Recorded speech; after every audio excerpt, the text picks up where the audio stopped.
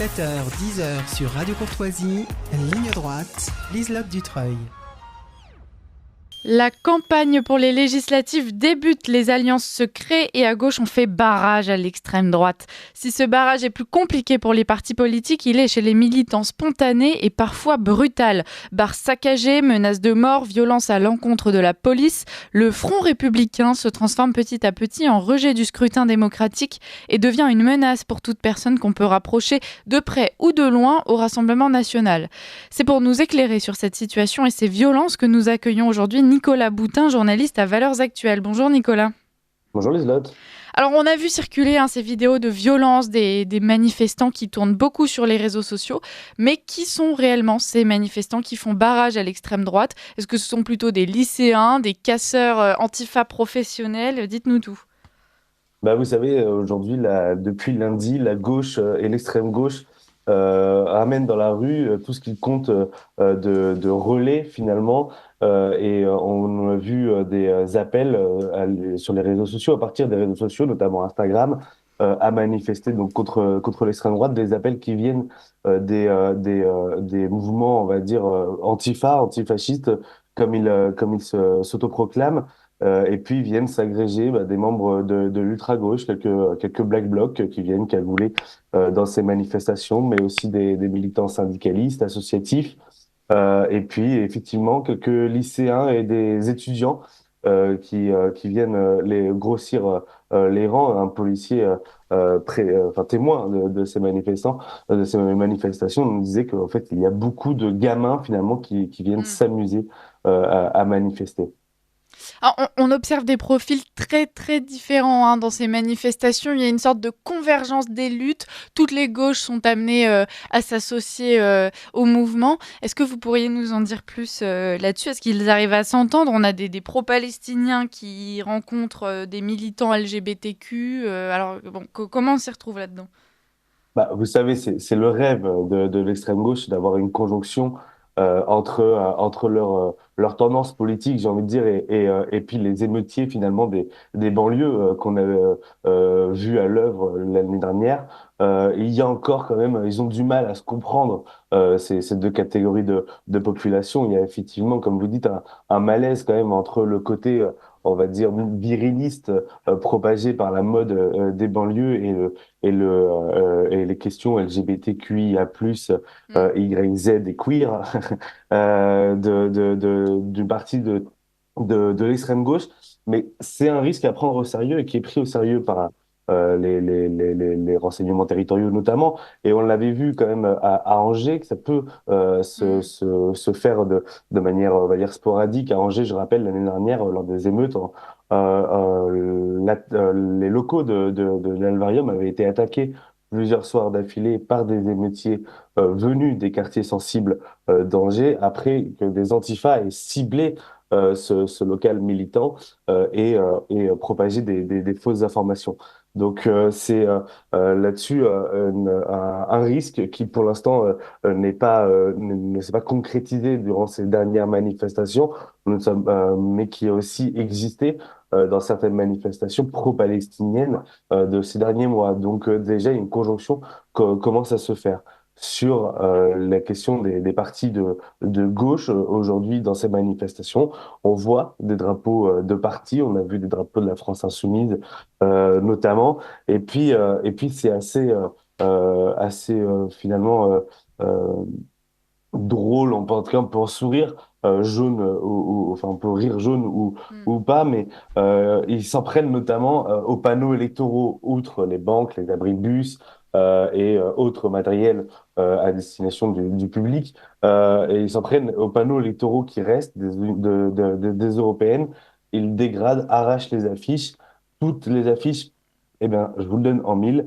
Non, Manon Aubry de la France Insoumise, Léon Desfontaines du Parti communiste ou Nathalie Arthaud de Lutte ouvrière sont plutôt épargnés par les manifestants, à la différence, par exemple, de Raphaël Glucksmann, qui, lui, pour le coup, prend, enfin, est ciblé par ces manifestants. On l'avait déjà vu lors d'une manifestation à Saint-Étienne le 1er mai dernier. Alors ces manifestations, elles nous rappellent évidemment celles qui avaient eu lieu en 2022 avant le second tour de la présidentielle qui opposait Emmanuel Macron à Marine Le Pen. Est-ce qu'on est dans le même type de lutte ou est-ce que là, ça a monté d'un cran qu'est-ce que vous avez constaté, vous, sur place, Nicolas Boutin? Bah, sur le terrain, on remarque véritablement une vraie colère et une radicalité assez inédite. C'est vraiment ce qui en ressort. On est sur une pente glissante, on s'engage sur un terrain dangereux. Je pense que la plupart des observateurs ne s'attendaient pas à ce qu'il y ait autant de monde, et même les policiers se sont vus débordés. Je prends l'exemple par exemple de Toulouse, hein, mais il y a eu 6 000 personnes alors que les forces de l'ordre en attendaient que 1 000. Donc forcément, le dispositif est complètement différent. Je vais même comparer par rapport à 2002. On a moins de monde, évidemment, qu'en 2002. On n'a pas des millions de personnes dans la rue. Mais surtout, on n'a pas de famille dans la rue. On n'a pas, vous savez, ces parents qui amenaient leurs enfants avec des messages satiriques plus ou moins drôles à destination de Jean-Marie Le Pen. Aujourd'hui, c'est un peu un conglomérat de casseurs professionnels et de manifestants finalement réguliers, puisque les lycéens et les étudiants sont déjà descendus dans la rue ces dernières années, notamment lors des mobilisations sociales et lors de la réforme des retraites l'année dernière.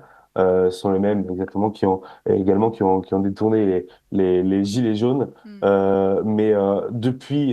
Depuis toutes ces années, l'ultra-gauche s'est quand même renforcée, et notamment à l'occasion des mobilisations sociales ou écologistes, comme on a pu voir encore ce week-end dans le Tarn contre le projet autoroutier, ou à Sainte-Soline il y a un an. L'ultra-gauche, aujourd'hui, les casseurs professionnels se sont aguerris aux méthodes de guérilla, parfois de guérilla urbaine. Et c'est ce que l'on voit aujourd'hui, alors, notamment à la fin des manifestations, où ils défient sans hésiter les forces de l'ordre. Hmm. Est-ce que vous pensez que ces violences vont s'intensifier? C'est souvent ensuite un effet boule de neige.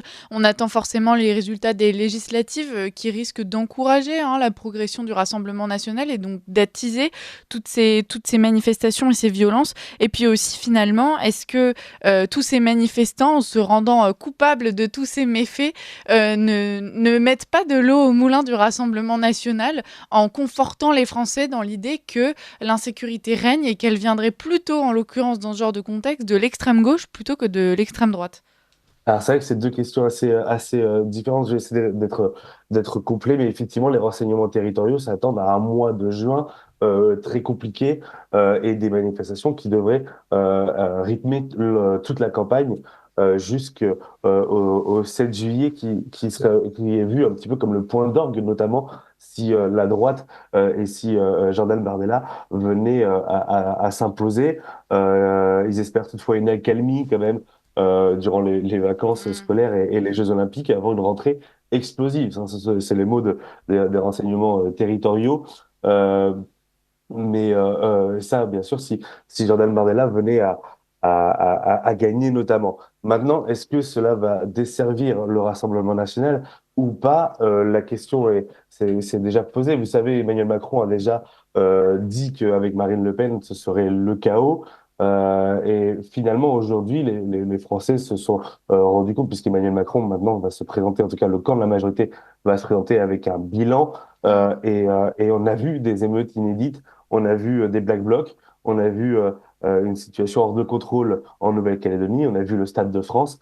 On a vu que le chaos pouvait très bien exister sous Emmanuel Macron. Et puis finalement, quand on regarde les tags, certains tags qui sont laissés derrière ces manifestants, quand ils appellent à s'en prendre finalement au Front National et au Front Populaire, effectivement, il peut y avoir aussi cette tentation pour les électeurs de se dire, tant qu'à y être, puisque finalement ils s'opposeront et continueront peut-être de casser que ce soit la gauche ou la droite au pouvoir, et ben peut-être qu'ils se diront qu'il vaut mieux mettre à Matignon, mettre dans les ministères régaliens un camp politique qui ne Mm. tremblera pas devant ces casseurs professionnels. Est-ce que les renseignements territoriaux craignent une riposte de la part des militants de droite ou tout simplement de cette large partie du peuple français qui lui a voté en faveur du Rassemblement national, justement? Alors, j'imagine que ça fait partie des risques, effectivement. Maintenant, le rapport de force, on va dire, dans la rue, quand on est face à des casseurs professionnels et face à plusieurs milliers de manifestants de ce genre, il est compliqué pour l'ultra-droite de venir se frotter Mm, à ces manifestations. Maintenant, le vrai risque, c'est de voir, comme on a déjà pu le constater à Angers ou à Bordeaux, de voir donc des bars qui sont attaqués par l'extrême gauche sous prétexte que des clients voteraient pas suffisamment à gauche selon eux, de voir à Nantes une habitation prise pour cible, caillassée et le drapeau français arraché. Et là-dessus, effectivement, il peut y avoir une riposte si tant est que dans ces bars, il se trouve des militants ou des gens qui vont être tenus à se défendre. Il peut y avoir une tentation de l'autodéfense de la part de certains mm. militants ou électeurs, tout simplement, qui pourraient être pris à partie par ces militants d'extrême gauche. Merci beaucoup Nicolas Boutin de vous être rendu sur le terrain pour rendre compte de cette réalité qui peut nous sembler parfois un peu abstraite depuis notre studio. Donc merci de témoigner. On espère que les choses vont aller en s'améliorant, y compris à la rentrée. Et puis on attend avec impatience le résultat de ces élections et de voir les conséquences qu'elles pourront avoir justement durant ces manifestations. Merci beaucoup et à très bientôt. Nicolas Boutin.